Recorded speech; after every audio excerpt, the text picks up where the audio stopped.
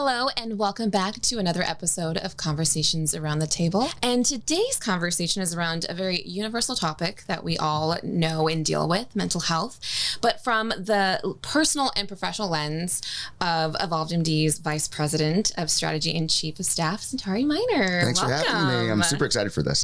It's important for me, before we dive in, I want to take a moment to, I guess for a lack of a better word, like gush about you and like tee up why, specifically for this conversation, I thought you were the perfect fit.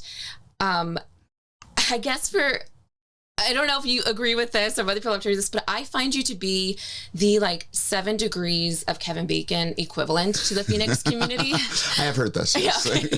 Because you're just, no matter who I talk to, whether it's someone within the, mental health sector, any kind of other business sector, they either know of you, or within time they will. And so I really love that you're very involved and very engaged. And I think from you obviously that professional standpoint, you are part of a number of community initiatives, organizations, and then also you representing evolvedMD. So with that being said, I think you're the prime example of what the essence of this conversation is about, is of not only the balance of self-care and your well-being, but really putting that into practice. And I also, following you on social, I really like that there is a great balance of professional insight, but also you showcase a lot of your personal side. Just fun stuff. Stuff. Yeah. And I love that. And I know sometimes I've commented too, and I've even looked at it, and I'm like, how does he do it? So not that I think you're going to give us all of your secrets, but I would love to just dive into sort of your own journey. So I guess the best and most important place to start around this conversation is how did that whole experience come to be for you? What was the conversation like, if there was one, growing up around mental health? That's a great way to start. There wasn't much of a conversation around mental health growing up. I know that it was important to be balanced, but it wasn't until, probably until my mid-20s that I realized the importance of going to a therapist, really taking care of yourself, really trying to be insightful. I think that the best place to think about my journey is when I started going to therapy, which I was 24, 25. And it was whoa, you're I always think people are oh, I don't need to go to therapy. There's nothing for me there. And then you go to therapy and you're I should have started this sooner. I'm learning so much. To this day, I still learn so many things about myself. And so I think that early 20s is when I was this is something that's really important, not only to me, but should be more important to more people. Mm-hmm. But what brought that? What was that pivotal moment that you realized you needed to go to therapy? That's a good question. It's going to sound cliche. It was a bad relationship. And at the time, I think I was just all right, I need to understand why I'm reacting in certain ways in this relationship. And that was actually kind of bleeding into my professional life. And so got some insights from my therapist of these are the things that you're holding on to. And these are the things why you're reacting this way. These are the triggers that you have. And learning your triggers was so important to me, both personally and professionally. And then so from then I just, I've stuck with therapy. I always talk about, I can be really intense sometimes. So sometimes I see my therapist once a week.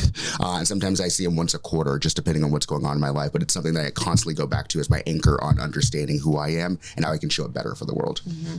So do your parents or your siblings, was this ever a conversation you guys had together? Because I know sometimes as a person of color, it's kind of non-existent, especially our parents' generation.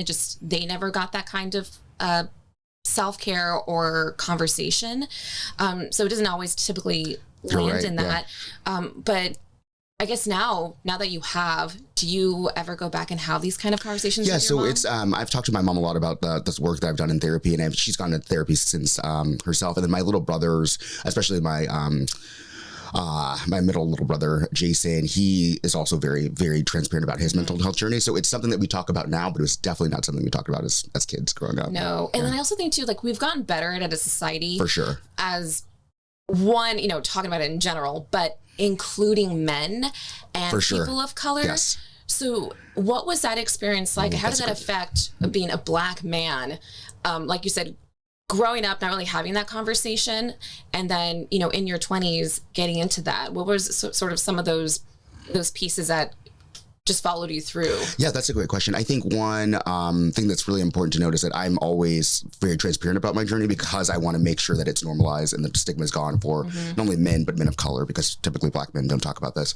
In my 20s, you know, I wasn't really thinking of it from a lens of this is not something I had growing up or something that was in my community. It was more so selfishly like, I just know I need to do and get better.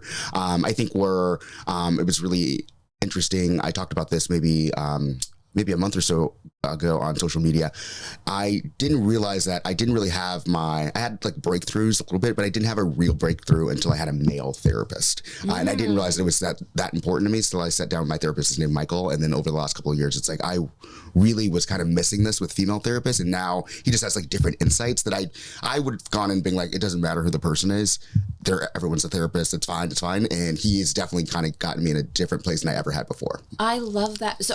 So how many times have you changed your therapist? I've had, I would say, since like 25, four therapists. Yeah. And that's really good. Yeah. And he's my fourth one. And I've been with him for, oh my gosh, 4 or 5 years. Yeah. That's really good. Because the way that I see therapy, I think like any kind of relationship that you have, you want to connect with them, right? Because there are times where I've gone to therapy and it's just not. No, it's like a date that you're just like, oh, this is not. I'm getting nothing from this. Yeah. And so it's really great. And I always tell people this who are talking about going to therapy that it's okay to try. Go around. Yeah, you should essentially exactly date around and see like what works for you. I had fortunately I had a therapist early on who I think was early in her career that was not wonderful. Still helpful, but like not wonderful. Yeah. Yeah. And it's really important. And I love that too, because I think, like you said, sometimes that stuff doesn't matter in terms of gender and getting the support that you need. But in hindsight, especially for something like this, where it is like diving deep into the mental and emotional aspect, it's nice when you feel like the person that you're speaking to in this setting, they give you insight because of you they guys also kind understand. They understand you a little bit better. Yeah, that's so true. Yeah, exactly. So I'm curious. So how would you exactly describe what life was like before you started going to therapy, and what was it like after? Gosh, I would say before therapy was cloudy, unclear, and just kind of like constantly angry is not the right word, but like maybe angry. It's an easy word. It's an accessible one. And then after, there's a lot more clarity, a lot more understanding, and a lot more restraint on, because you understand your triggers, like things that would have completely like thrown me off when I was 22 or 23. Now I'm just like, I can understand that. I can acknowledge that. I don't need to respond to that. Or I don't need to do anything with that. I know why I'm being heightened by this, but there's nothing for me to do other than say I'm being heightened by this. Whereas at 22 or 23, something could completely derail a day or a relationship or anything. And now it's just like, I understand and I'm good. And so I think those are the things, like before I didn't have the tools, now I have the tools. What are some things that you do or that you sort of learned along your therapy journey that you do within session? Like, for example, I remember I used to go to therapy and just, sit there and just talk. And then it'd be end of session. I'm like, well, I got it out.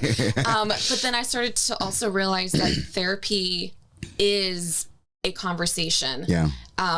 But are there certain things like that, or do you bring a journal when you? So I always bring a journal to my sessions, and I think my therapy sessions, especially with Mike over the last couple of years, have been very conversational and more so like me asking like, hey, help me understand, or like, why do you think that is? And he'll be like, well, you know this from your childhood, or you've done this before, so you like, and then he'll be like, you talk through it, and I'll talk through it. I was like, oh, I'm so much happier, and I'm writing through that whole time. Yeah, I just have like it was so funny. I found I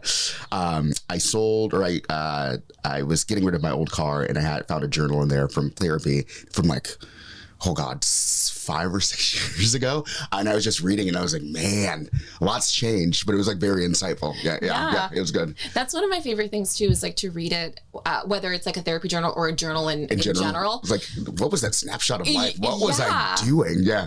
And it's good to see, because also one thing, like the reflection part is a huge aspect to, I think, anyone's mental health journey, is to look at it and not only recall like the triggers and know that what may not trigger you anymore, but also you're just like, man, I feel for this person. Yeah, I want to give that person a big hug. Yeah. And it's great too, because then you kind of feel a little like, okay, something you thought you couldn't get through, you got through. You're on the other side. Yeah, that's a good way. Yeah, it's really great. I know sometimes when I do that, I'll sit there and I'm just reading my words to myself, and it does feel, I feel very much connected to it, but I also feel it is another person. Yeah, you feel a little bit removed because you're like that. Well, it is a different person than what you are now. Mm-hmm. Yeah. So I'm curious to know, so as you've had these conversations, talking to your therapist, what are some of the ways that you've incorporated mindfulness and self-care into your daily routine? So one of the things for me is like not getting heightened or triggered. My biggest trigger is feeling like someone's not listening to me. So I am triggered when I have to repeat myself with anyone in my romantic life, at work. Like if I have to say it twice, I'm immediately so off-put and annoyed. And so therapy has helped me be like, all right, why am I so upset about this? Let me have some empathy for the other person. Maybe they just didn't hear it correctly, or maybe they're just not understanding. And so that has helped me immensely, of just like not get angry at something, just like take a beat, take a moment, take a walk, take a drive, and just say like, all right, I'm not upset about this. And then having the conversation with the person instead of just like lashing out or being upset. So that's a big one. And in my day-to-day life, I think, always just being super intentional about my time, like how I spend my time and how I spend my time in relation to others. I also am very mindful of like listening to my body or listening to my brain when I need a break for work. So I think the big thing that I've always talked about is kind of this idea of work-life integration, not balance, but integration. And so like I'll work for a bit, I'll go to the gym in the middle of the day, I'll work for a bit, I'll go hang out with friends, or just watch TV or read a book. And so for me, like I've built my days to make sure that I'm taken care of, which is hard to do sometimes for like very like competitive professional. But I've just learned that like that's what's going to sustain me for the long run. And so just being really thoughtful about how I spend my time during the day. I love that you say integration, because there is, everyone has a different perspective of like, is the work-life balance possible? Right. So I like the way that you say that, and I think too, it is mostly like doing what works best for you. Yeah. I think we all think that it needs to be, it's easy to say that because like, society puts like, okay, working is 9 to 5. And that works for many, and for some it doesn't. But there really is no pigeonholed to that. There was an article a couple of months ago that talked about the hybrid work piece. The biggest stressor is not work-life balance. It's like, how do people want to do that balance? And so they talked about people who really do want to work 9 to 5, and then after 5, they don't want to think about work. They don't want to do anything. And there are folks that like want to work here, go play, work. And so those folks who are kind of the integrators, and where companies are getting it wrong is that they're saying like, it's either a 9 to 5, or sometimes they're like, go be fluid, but we're going to talk, or I'm going to email you at 10 o'clock at night. And people are like, I don't want that. So it's like these two things are fighting against each other, and companies, I don't think have gotten it completely right yet. I don't think anyone has. With that being said, I'm curious to know, being an evolvedMD, so like a behavioral health service, how has that changed?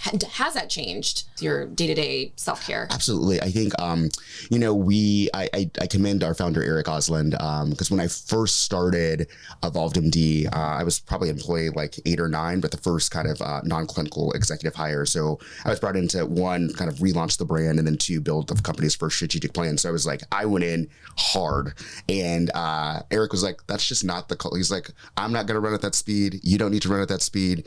We're never going to do that. And it's been something that it's allowed me to like breathe, knowing that like my boss is like, dude, just calm down, chill out, it's fine.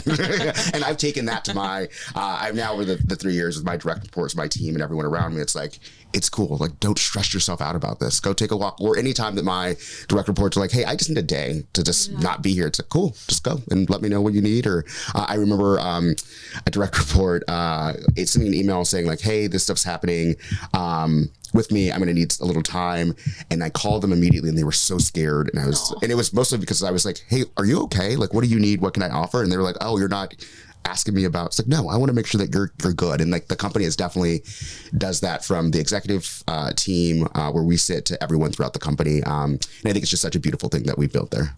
I think, yeah. And knowing, obviously you and some of the other individuals at evolvedMD, I can definitely say that from an outside perspective that it rings true. And I think that's also something that is slowly getting better across other companies and, especially corporate America is having these conversations. Just like you even said, you already have a great relationship with your direct reports, but even asking for something for yourself still brings a lot of, it's hard to advocate for yourself. So it's really valuable when you have already established that relationship that this is a two-way street. As when you're healthy and happy, it trickles down into every aspect of personal and professional life. I am curious to know, because I know that having direct reports, how do you believe like your own commitment to self-care influences your leadership style, but also contributes to the overall workplace culture? Yeah. So one of the things that I've brought to evolvedMD that I talk about often with C-suite leaders. So I do this, I've been roadshowing this presentation for now 2 or 3 years called The Business Case for Mental Health, where I talk to company leaders about like why they need to change how they interact with their employees. Like, there's actually like good economic evidence of like you treat your employees right, they will stick with you, they will work harder, they will do all the things. And so for me, the thing that I introduced to evolvedMD was this really interesting psychological safety is like a great framework of just like making sure that your folks feel like they can speak up and they're not be retaliated against. But there's actually a really cool exercise that I do with my folks where we sit down probably twice a year and I ask them to give me direct feedback of the question that I always ask is like, what am I doing as your leader to hinder your success? And it's so fascinating to hear about like, sometimes I feel like you squash my ideas really quickly. And it's like, oh, that's not what I'm doing. I've just like thought about this further ahead. So like, help me understand like how I can better show up in the moment for you as your leader. And so having like those really intentional conversations and spending the time with those folks is really important. And then I think that's just been influenced by like, I know how I want to be managed. And my boss is great and really, really thoughtful in that way. And that trickles down to my folks too. I just want them to feel supported, feel heard. Definitely I hold my team very accountable, but it's also in a very loving and collaborative way rather than something that's very punitive, which is like no one wants that workplace, and I'll never be a manager that does that. I would love to hear like you to explain more too, is having seen this pop up on social from your team members is you do these like talk and walks. Yeah. Can you describe that? Yeah. So, especially when we were sharing a space with Ideas Collide and when it's nice out and we'll start doing it more, is we just do our one-on-ones walking. So we'll be like, grab coffee from the kitchen or whatever you want. And we're just going to go walk for half an hour and just talk and nothing about work. So just what's going on in your life, what's happening with kids, dog, whatever it might be. What are you excited for? And it's really awesome to just hear from folks, like what's going on in their personal lives. I think what's really important for, especially it's hard for leaders to kind of unwind this in their heads, but everyone is going to show up to work as their whole person. So it's really important that you understand like what's happening personally. You know, in each of our one-on-ones, we start with personal, professional, 1 to 10. How are you doing? And if anyone's ever below like a 5 on the personal, we just spend the entire one-on-one talking about that. Like, what's going on? What can we do? Do you need space? Do you need time? And so those talk and walks are really just some good time to get out of the office and just have candid and sometimes fun, sometimes enlightening conversations. That reminds me of something that I feel is very much implemented right now with at Ideas Collide, and it's probably more so from the individual who's in this position. But I like, just to speak to having that relationship and keeping like this open door of getting to know the person to better support them professionally. Yes, is our director of people and talent, Nicole Abbott.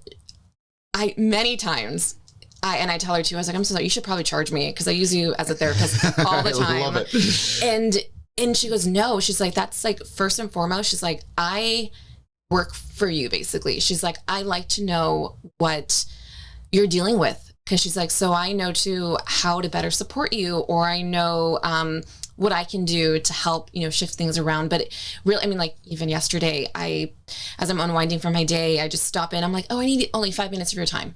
And I was in there for 45 minutes. And I feel so bad. And she goes, don't apologize. It's that's the essence. What we're supposed to do. Yeah, that's what we're supposed to do. And so I learned so much just from everyone and anybody who has the passion and the ability just to open up as themselves. That. That's really good. Yeah. I know, because sometimes I'll talk to certain coworkers and I said, oh yeah, I was talking to so-and-so and I said this. They go, you told them that? And I go, yeah. I go, there probably was a time in my professional life where I wouldn't have shared so much details about my personal life, because I used to just keep it very, not secretive, but I was like, there's a line. Yeah. And I think that closed me off to a lot of, great relationships, a lot of like reflection for myself, some learning, and having, just kind of navigated through that, especially, I think COVID really definitely changed things up quite a bit. For a lot of people, yeah. But yeah, and so kind of being where now I'm like, no, like, yeah, I was like, rather you know me fully and authentically. Yeah, that's great. Yeah. That's really good. One of the things too, when it comes to being in the professional world, we know is burnout. Yeah. How do you not only recognize the signs of burnout within yourself, but also within your team? And what kind of proactive measures do you take for you as an individual and then you as a leader with your team? Yeah, as an individual, I've gotten really good at understanding, like, if I feel disconnected from the work, then I'm probably close to burnout. And I have a really good executive coach and then obviously my therapist. So I have a pretty good understanding of my triggers. And then I also just know that if I need to take a day or take a beat, I will. Or it's just like, hey, I'm just going to work half a day and go see a movie. Like, I'm really good about reading my body and knowing what that is. So I would say in this job, I've not been close to burnout because I've just not allowed myself to be there. It certainly could like run faster and go faster, but just haven't had the need or want or desire. And my team, every morning I check in and say, where do you need coaching? Where do you need clarity? Where do you need my eyes on? And that's a really good way for me to understand, like, oh, this person has a lot. And it's like, well, let's talk about, like, are you doing well, and how are you focusing your time? And then on the one-on-ones, like, you can see if it's someone's like, I'm a sixth professional. It's like, what's going on? And it's like, well, there's just so much happening. And then we're really good about saying, all right, we don't need to, again, that doesn't need to happen this week, or like, just take some time. I think our team's pretty transparent about like what's going on and how they feel. I think in other companies, or rather traditionally, and in the past, people would hold that in because people feel like I can't handle my workload, and that's not it. It's like, sometimes your workload's just too much for someone to handle in general. So let's take some things off your plate. And we're really good about having that open conversation and dialogue. And you're not punished for saying, like, I need some time, or I need someone to take this on for me. Like, that's that's what you're supposed to do. That's why you're part of a team. Yeah, that's exactly what I was thinking too. There is a sense of guilt that comes with asking for help or advocating that I've reached a limit. And one I can very much attest to, even though you say you're operating like I'm just doing this. I tell everybody this. I was like, Sentari just feels always at a 10. I mean, you come off just always on it. And that's what I love. And I think that's also too why, having you talking about this specifically is because I know you also have that great integration of, like you said, going to work out. I wish I had just like that ability to be like, you know what, I'm just going to go do that. Yeah. And I assume that's probably, would you say that's your number one outlet? Oh, for sure. It's working. I think I'm pretty sure when I took this job, I told my CEO, it's like, the one thing I will want complete autonomy in is my day. And it's because I want to be able to work. Like, sometimes I'll just be like, I'm just not like something's off, I'm just gonna put Jasmine, who like runs my calendar, she'll see it on a block of like an hour or so. It's like, I'm just going to the gym at 1 p.m. Like, I just need to get out of here. And that is like my biggest thing for self-care. And if I don't do it, like I get really thrown off. We were in Park City for Sundance last week, and there was just no gym, so I didn't work out for like 3 or 4 days. And like soon as I landed back in Phoenix, I went to the gym. Like it's definitely my thing. Is it, pushing your body? Is it the music? Like, what is all of the above? It's a little time for myself. It's a great time to like think and reflect. It's something that like I really got into kind of fitness and end of high school or early in college. And so that's like the thing that's like an anchor for me. It's kind of like, it's habitual at this point. It's like, oh, I just wake up and I go to the gym. That's really important. And then just like, I just like being fit. And I like that, like the gym atmosphere is just like, it's fun to be there and like see people. And also like, there's people that I've seen at the gym. I don't know them, but like seeing their progress and like we acknowledge each other. It's like, that's a really beautiful thing too. Yeah. It's a good computer. Yeah. I know. I always appreciate that because I go into the gym, nervous. I don't know why. I go in because, right away I assume everybody who's there, has been doing this and they're all in their best shape. And, and I assume this is for a lot of people who are in decent shape, just starting out. You go in and it is nerve-wracking because you feel like there's a little bit of judgment to you, but honestly, no one cares. No one cares. Yeah, no, they're thinking, They're worried about their own thing. I'm curious to know, was your previous experience in behavioral health and, having come into evolvedMD, like, what was it like stepping into that from a professional standpoint? Yeah, it was, so my background prior to evolvedMD, I ran kind of like a CEO group when working with purposeful CEOs and leaders on kind of how do they wanted to build their legacy around social impact. So the founder of evolvedMD was one of the members that I worked with. And so in like June of 2020, we sat down. He was like, I'm growing and scaling this company. Would you be interested? And so I joined. And so no background in behavioral health. It was the first time like I'd been around like most of our staff are therapists, right? Mm-hmm. So just being around therapists. It was an interesting transition, mostly because like healthcare in itself is just so complicated. And I didn't realize that. It's like very slow moving and there's just like so much stuff. And so that was hard to get used to. And then this idea of like, you're not rewarded for being hard charging, you're rewarded for taking care of yourself and like making sure the people around you are doing well. And I've loved that evolution of myself over the last 3 years of like how I show up as Sentari as a leader, as a manager, and as executive now versus like 4 years ago, wildly different. And I appreciate and love that. That is because of evolvedMD. Yeah, I want to take a moment to talk about evolvedMD. For those who are unfamiliar, explain what evolvedMD is and its mission and sort of like what are the reflecting on 2024, what are the things that they can expect from it? Yeah, that's great. So evolvedMD, what we do is we integrate behavioral health into primary care. So we embed a licensed therapist right where you see your doctor. It's a big partners that we work with locally in Arizona, Honor Health, Banner Health, Evernorth. So in each of those places where there's a primary care location where you go, get a flu shot or just go get a checkup, there's also one of our therapists that works collaboratively with your doc to work on your whole person care. And it's a model called psychiatric collaborative care. It came out of the University of Washington. We've adopted the model and kind of enhanced it. And it's been great. It's a really good way. What I've seen is it does reduce stigma because your conversation about mental health with your doctor is it's right there. So right where you're in your doctor's office, you're just having a conversation about blood pressure, and then you're also talking about like how are you doing? Do you have anxiety? Like all those things. And so it just kind of normalizes it, reduces the additional barrier of like going to additional therapist office, and then also increasing access. Like because of the model, so many more people are able to see someone, a professional in this, and so we're really excited about that. In 2024, I mean, we are now in 4 states. So we're in Arizona, Utah, Colorado, and New Mexico. So just kind of building the footprint out there. And then really, I think this is going to be the year where we can fully work with our partners to help get to more patients. So a big thing on my list is the person that oversees kind of our marketing and branding function is patient acquisition. Like how do we best talk to Banner patients? How do we best talk to Honor Health patients to help them understand that this resource is there and that they should take advantage of it? So that's really big on our list. And then also the behavioral health workforce it's interesting, man. There's a lot of competition out there for quality therapists, so making sure that we are really cementing ourselves as the place to work for those in behavioral health. And I think we've done a good job so far, but I think we're going to really kick that up this year of like, if you want to do your best work as a therapist, this is the best company for you.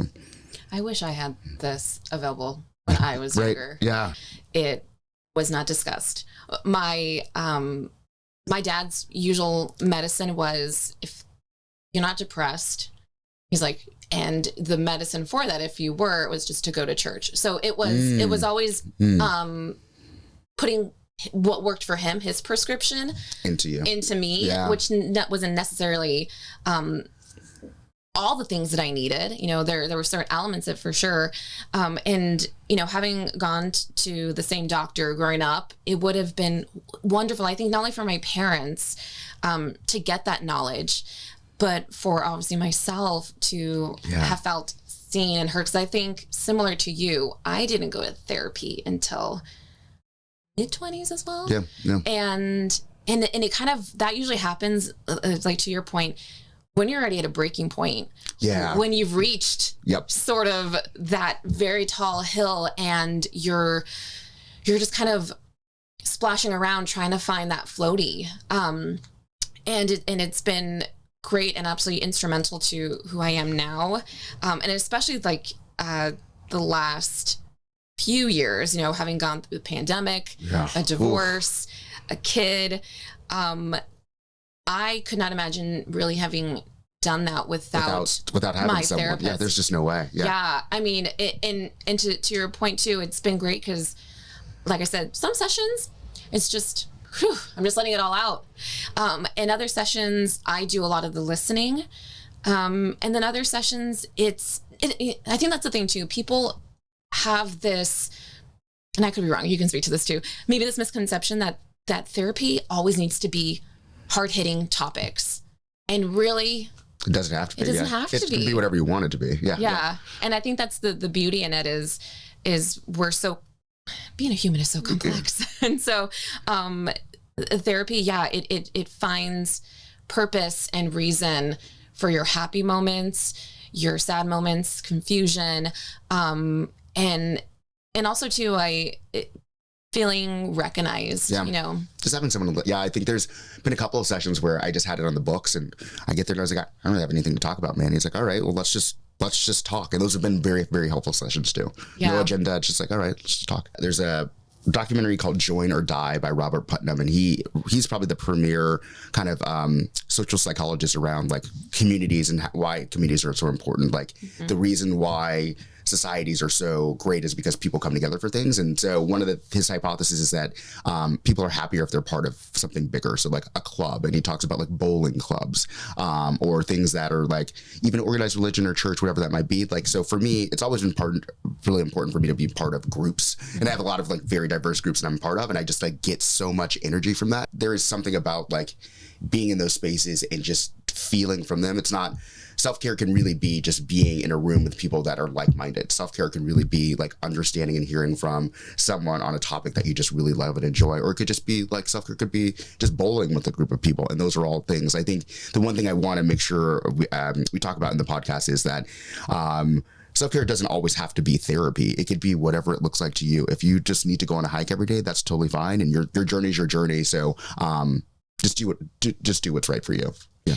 So, with that being said, that it can be so many things, what, in your opinion, do you find is at the essence of self-care? Like, how would you define that? Ooh, self-care is, I would say, like an activity or a moment where you feel completely clear and free. So however that looks for you. I mean, I think one of the things I love to do is just take a drive up. I grew up near South Mountain, so just drive up South Mountain, no music, and just like the act of driving. It's just so cathartic, and I just feel clear and free, and just like there's no care in the world. And so I would say that's kind of the essence of self-care. Yeah, I love that. I know when I say that, sometimes self-care for me is like deep cleaning, which is some people are like, ew. but it's almost very similar. It's just turning certain things Some off. Zen moment, yeah. Yeah, and sometimes it's quiet. Sometimes it's with a movie playing in the background. Sometimes it's with music, and I love to open the door when it's nice to open the doors and windows and clean. And because for me, one of the things that supports my well-being, my mental well-being, is having a home that's clean. Because I've noticed this about myself, that when my environment is chaotic, I feel chaotic. For sure. I'm with you on that. Yeah. So I love that. It doesn't have to be therapy. It could be an activity. Whatever you like. Whatever fits you. Yeah. So as we wrap up this conversation, and, you've already shared so much great insight, I just want to know, what advice would you offer to other leaders who are looking to prioritize this integration of, the work-life balance and like mental health, like in their own personal journey, again, for themselves and for maybe the team that they lead? Yeah. I think a big thing, and it was really great for me, but my executive coach got me through it, which is like, you can be accomplished and competitive without running yourself into the ground. Like you're only on your own timeline. So just I think for leaders, just like take a step back, breathe, think about how you can integrate more things that are not work related just into your weeks. And then think about how much you love doing those things. And so it starts with probably the shifting your mindset of like, you have to be on all the time, because you don't. For leaders and how they can support their own folks, it's be a good, nice person that cares about their personal and professional growth, and they will feel supported, and that's the best thing that you can do for them. I love that. Well, thank you so much for joining us and really giving us a nice viewpoint from a professional and personal standpoint. If you're interested in learning more about evolvedMD and what they do, you can go to evolvedMD.com. Until next time, bye guys. Thanks guys.